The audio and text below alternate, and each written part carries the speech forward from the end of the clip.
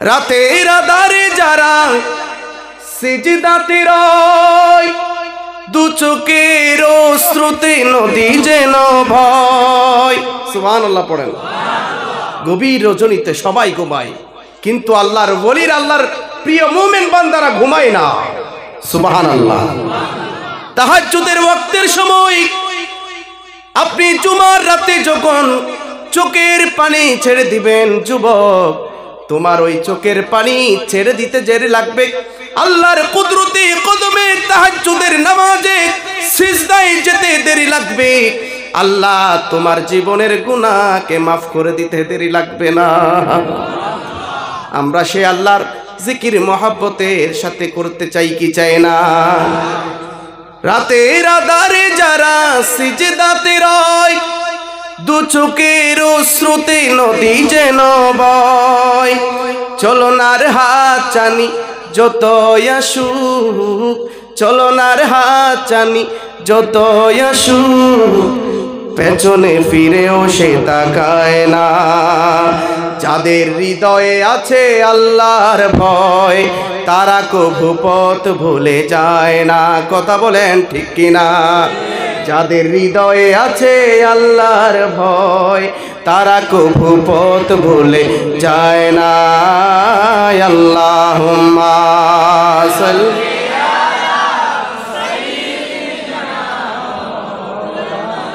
মুহাম্মাদ ওয়া আলা আলি সাইয়্যিদিনা। আউযু বিল্লাহি মিনাশ শাইতানির রাজিম। বিসমিল্লাহির রাহমানির রহিম।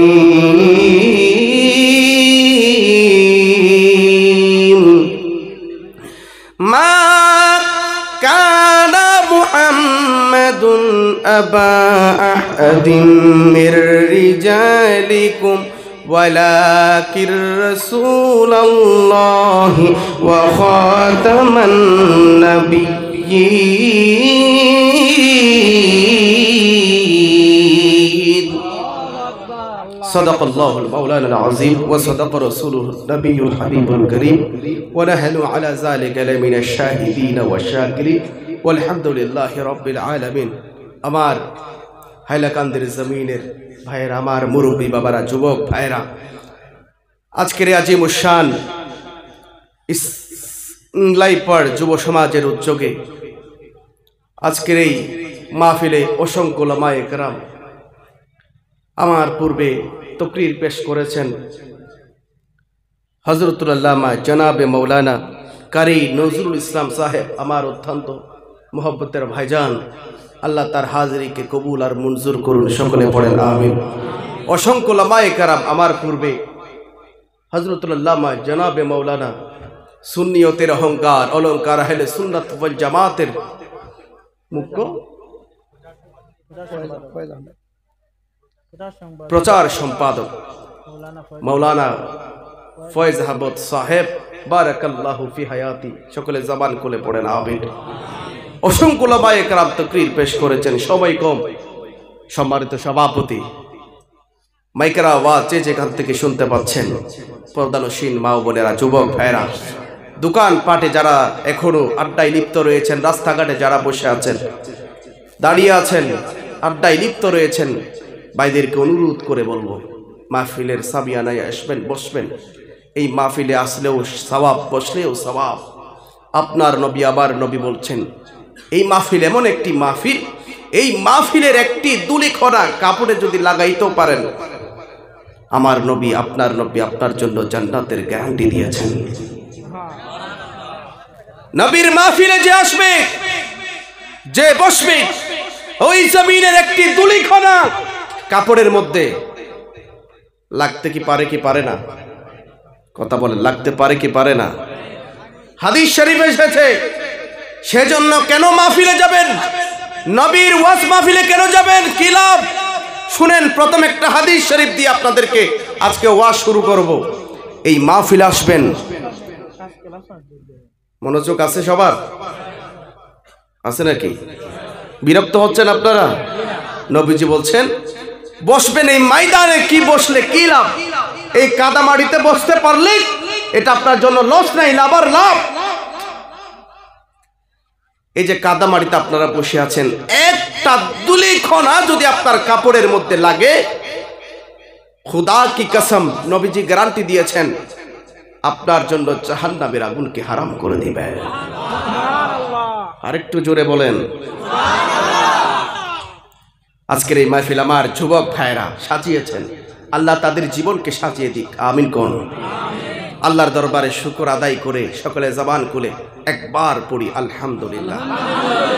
আরেকটু জোরে বলেন আলহামদুলিল্লাহ। ওই নবীর রওজায়ে আকদাসে, রওজা মুবারকে লক্ষ কোটি দুরুদ সালাম হাদিয়া তোহফা, যিনি হায়াতুন নবী, যিনি জিন্দা নবী, যিনি নূরুন আলা নূরুন নবী, গায়েবের খবর দেনে ওয়ালা নবী, ইমামুল আম্বিয়া, শফি আল মুজনবিন, লা মাকানের দুলহা, মেরাজের দুলহা, যার সফর ছিল লা মাকান পর্যন্ত। জোরে জোরে বলেন। মুসা কালিমুল্লাহ বলেছেন রব্বি আরনি, হে প্রভু আপনাকে আমি দেখতে চাই। আল্লাহ বলছেন লান তারানি মুসা, সেটা কখনো সম্ভব নয়। আর আমার নবীর মনে বড় কষ্ট, দুঃখ, বেদনা, যন্ত্রণা নিয়ে উম্মে হানির ঘরে শায়িত রয়েছেন। আল্লাহ বলছেন হে জিবরাইল যাও, আমার নবীর মনে বড় কষ্ট, দুঃখ, যন্ত্রণা, তাড়াতাড়ি দাওয়াত দিয়ে আরশে আজিমে মেরাজে নিয়ে আসো। আল্লাহু আকবার। আল্লাহু আকবার।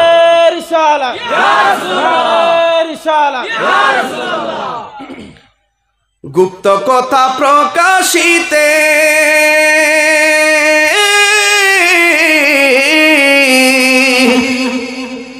আরে গুপ্ত কথা প্রকাশিতে ডাকের মোলা আর সুপাকে, সুবহানাল্লাহ নাই। আরে গোপন কথা প্রকাশিতে, বন্ধুর সাথে বন্ধুর কথা হয় প্রকাশ্যে নাকি গোপনে? প্রেমের কথা প্রকাশ্যে মজা নাকি গোপনে মজা? এই জুড়ে বলেন, প্রকাশ্যে মজা নাকি গোপনে মজা? বলেন তো, প্রেমের আলাপ দিনে মজা নাকি রাতে মজা? জোরে বলেন, দিনে মজা নাকি রাতে মজা? রাতে মজা। সেজন্য গভীর রজনীতে আল্লাহ উম্মে হানির ঘরে দাওয়াত দিয়ে উম্মে হানির ঘর থেকে টান দিয়ে জিবরিল আমিন আরশে আজিমে নিয়ে গিয়েছেন। আল্লাহু আকবার। গোপন কথা প্রকাশিতে ডকের মোলা আর সোপাকে, আরে গভীর রাতে বুরাক চলে, গভীর রাতে বুরাক চলে, আর সমুবাল্লা ইয়া রাসূলুল্লাহ। আপনারা আশিকে রাসূল, এ হাইলাকান্দির জমিন নবী প্রেমিক এবং বলি প্রেমিকদের জমিন, ঠিক কিনা কথা বলেন? এ হাইলাকান্দির জমিন ওলিয়া উলিয়াদের জমিন, টান্টু শাহ রহমাতুল্লাহ আলাইহির জমিন, কথা বলেন ঠিক কিনা কোন? হাত তোলে কোন ঠিক কিনা কোন? এই জমিন ওলি আল্লাহর জমিন। সুতরাং এই জমিনের আশিকদের আওয়াজ বড় হবে নাকি ছোট হবে? একটু জজবা নিয়ে মহব্বতের সাথে সামনে লাইলাতুল মেরাজ, মহব্বতের সাথে আমরা কি মেরাজ মানি কি মানি না? জোরে বলেন, মানি কি মানি না?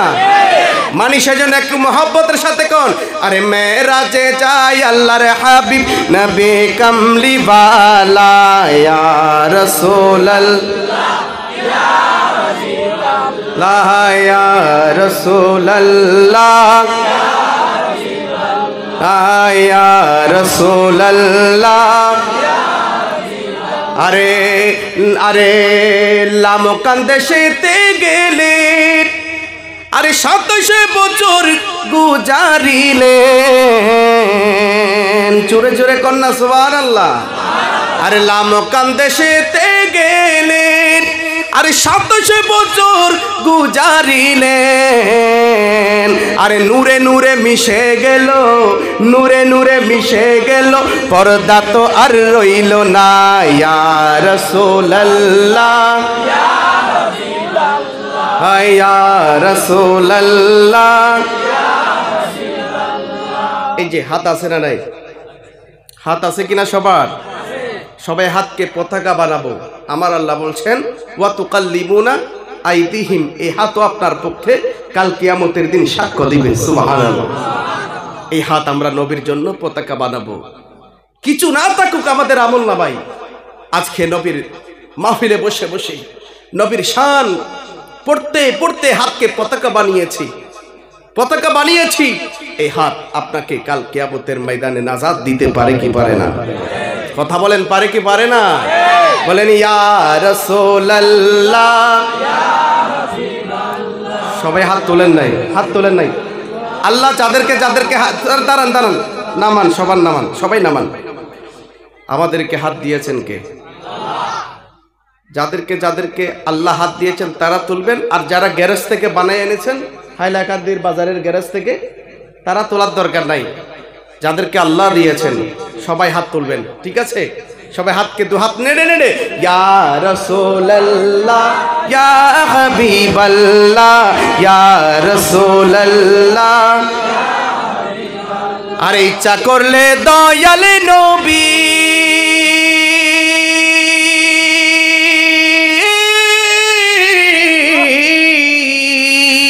আল্লাহু আকবার, ইচ্ছা করলে দয়াল নবী আরে থাকতে পারতেন আরশ পাকে, কিন্তু উম্মতের মায়ায় পড়ে শুয়ে আছেন মদিনায়, উম্মতের মায়ায় পড়ে শুয়ে আছেন মদিনা।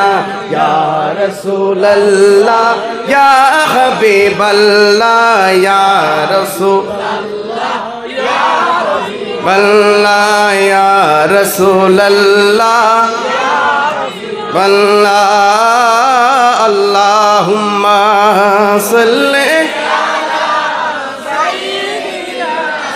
মাওলানা মুহাম্মদ ওয়া আলা আলি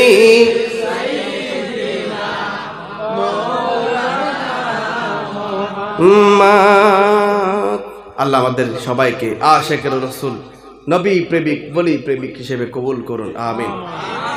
আমার ভাইরা, বেশিক্ষণ সময় নেওয়া হবে না। আপনাদের যেহেতু একটু জীবানি এসেছে, সেজন্য একটু শান গেয়ে, নাত রসুল গেয়ে একটু ঘুমটা ভাঙ্গাই দিলাম। এখন ওয়াজ শুনলে দিলে ভালো লাগবে, শুনতে মজা লাগবে, ঠিক কিনা? তো সময় নিব সর্বোচ্চ 20 থেকে 25 মিনিট। এর মধ্যে আমি শেষ করে দিব, কারণ দীর্ঘক্ষণ ওয়াজ হয়েছে। আমি একেবারে সংক্ষেপে দুই একটি কথা বলবো। আল্লাহ আমাকে বলার, আমাদের সবাইকে বুঝার এবং আমল করার তৌফিক দিন, আমিন।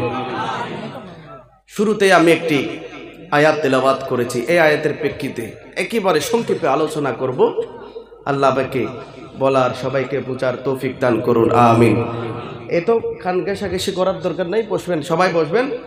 আমার আলোচনার সময় এগুলা করলে আমার আলোচনা থেকে আমার লাইনচ্যুত হয়ে যায়, সেজন্য আপনারা এগুলা করবেন না। কেউ উঠা বসা করবেন না, উঠা বসা করবেন নাকি?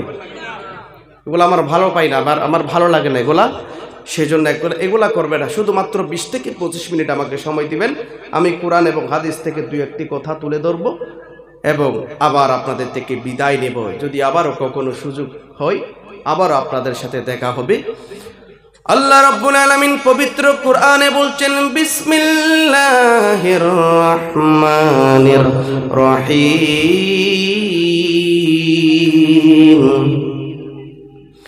মা কানা মুহাম্মাদুন আবা আহাদিম মির রিজালিকুম ওয়ালাকির রাসূলুল্লাহি ওয়া খাতামান নাবিয়্যিন।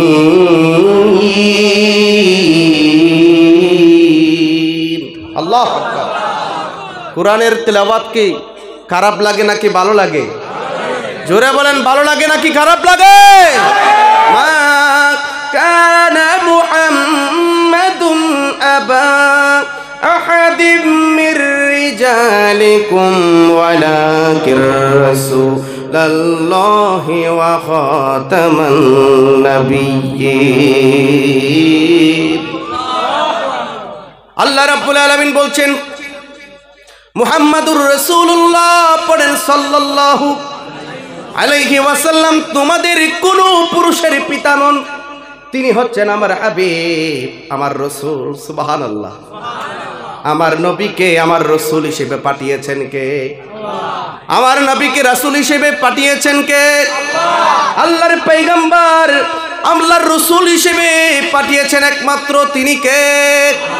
আল্লাহ রাব্বুল আলামিন ডাক দিয়ে বলেন, মা কানা মুহাম্মাদুন আবা আহাদিম মির রিজালিকুম ওয়ালাকিন রাসূলুল্লাহি ওয়া খাতামান নাবিয়্যিন। মুহাম্মাদুর রাসূলুল্লাহ তোমাদের কোনো পুরুষের পিতা নয়, অর্থাৎ আমার নবীকে কোনো সন্তান দেয় নাই। 3 জন সন্তান দিয়েছেন, আল্লাহ আবার উঠাই নিয়েছেন, তার 4 জন কন্যা সন্তান দিয়েছেন। সব চাইতে আমার নবী সেজন্য মহিলাদেরকে বেশি মহব্বত করতেন, ভালোবাসতেন। সুবহানাল্লাহ।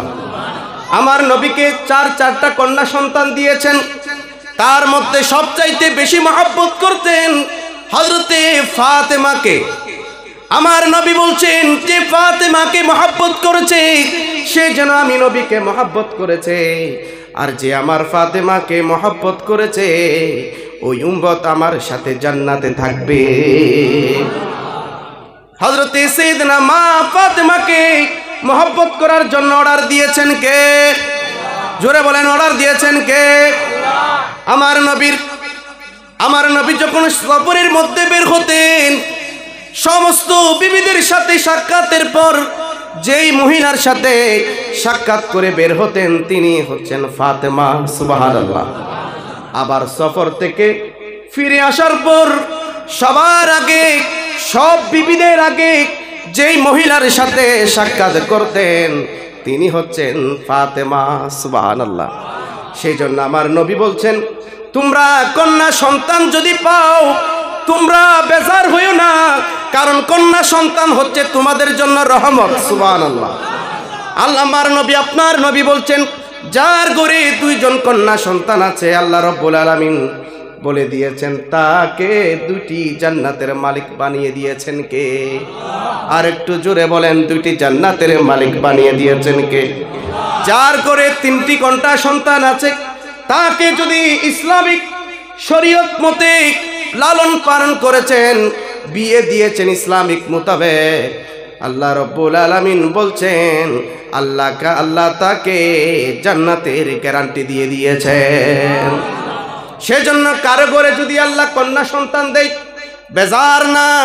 বেজার হওয়ার দরকার নাই, আমাদেরকে খুশি হতে হবে, কারণ ওই কন্যা সন্তান আমাদের জন্য রহমত। সুবহানাল্লাহ কইতেন না? এখন তো আমাদের ঘরে কন্যা সন্তান হলে আমরা বেজার হয়ে যাই, ঠিক কিনা?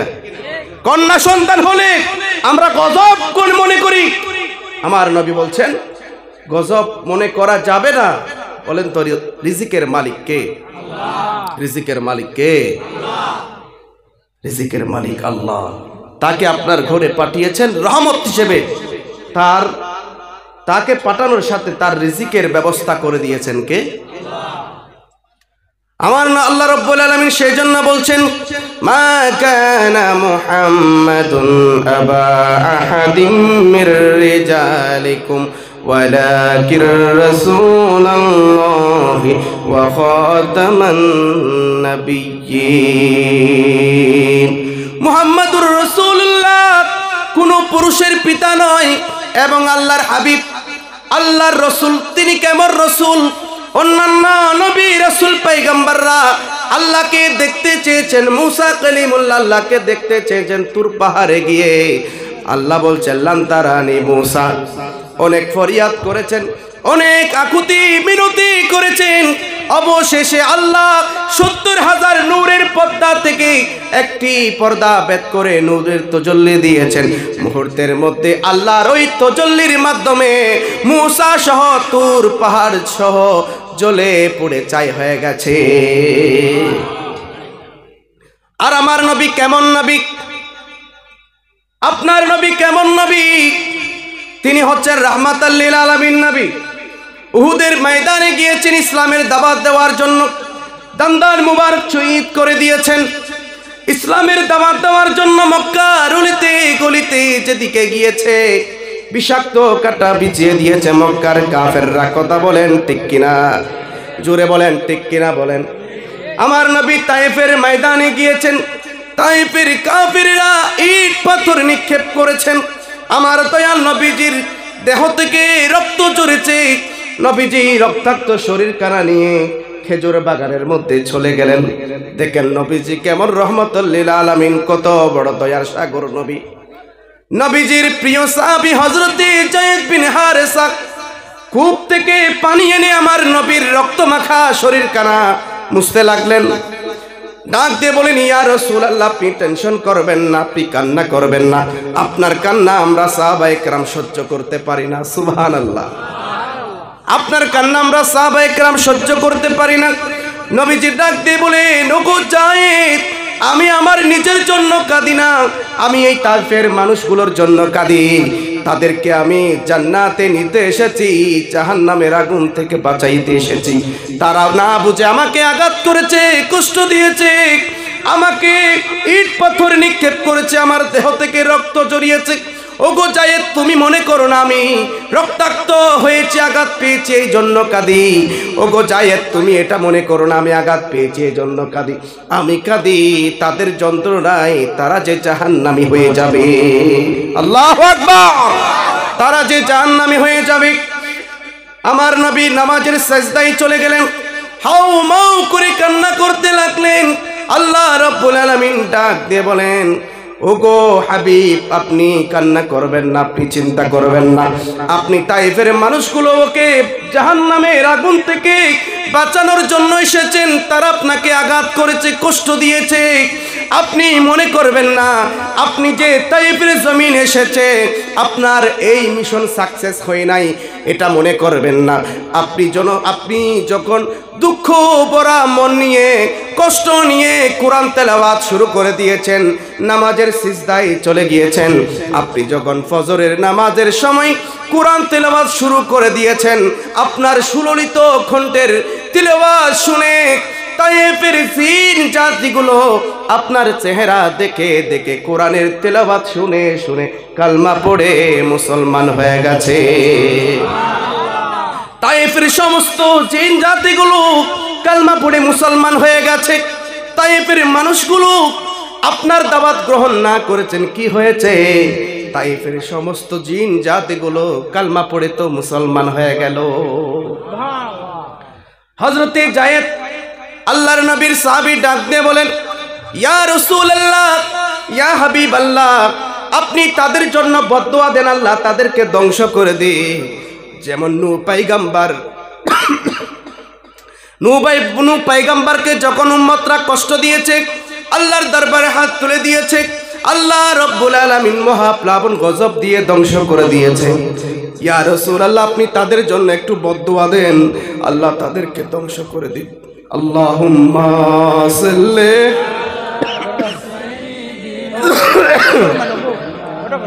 না, এটাও ঠিক আছে।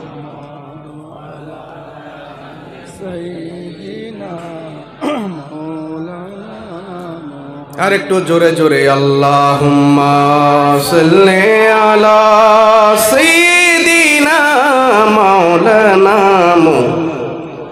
ওয়া আলা আলি সাইয়্যিদিনা। আমার নবী বলছেন, ও সাহাবায়ে কেরাম, আল্লাহ তো আমাকে রহমত হিসেবে পাঠিয়েছেন, গজব দেওয়ার জন্য নয়। আল্লাহু আকবার।